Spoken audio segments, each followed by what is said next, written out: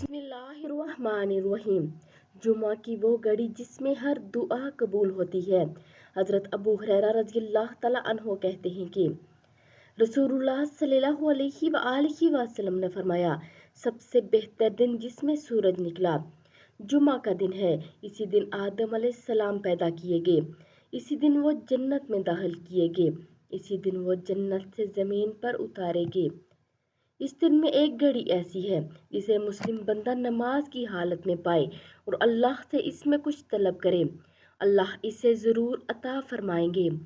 ابو ہریرہ رضی اللہ تعالیٰ عنہ کہتے ہیں، پھر میں نے عبداللہ بن سلام سے ملا اور ان سے اس حدیث کا ذکر کیا تو انہوں نے کہا، میں یہ گھڑی اچھی طرح جانتا ہوں۔ میں نے کہا، مجھے بھی اس کے بارے میں بتائیے اور اس سلسلہ میں مجھ سے بخل نہ کیجیے۔ انہوں نے کہا، یہ عصر کے بعد سے لے کر سورج ڈوبنے کے درمیان ہے۔ اس پر میں نے کہا، یہ عصر کے بعد کیسے ہو سکتی ہے، جبکہ رسول اللہ صلی اللہ علیہ وآلہ وسلم نے فرمایا، اسے مسلمان بندہ حالت نماز میں پائے اور یہ وقت ایسا ہے جس میں نماز نہیں پڑھی جاتی۔ تو عبداللہ بن سلام نے کہا، کیا رسول اللہ صلی اللہ علیہ وآلہ وسلم نے یہ نہیں فرمایا ہے کہ جو شخص نماز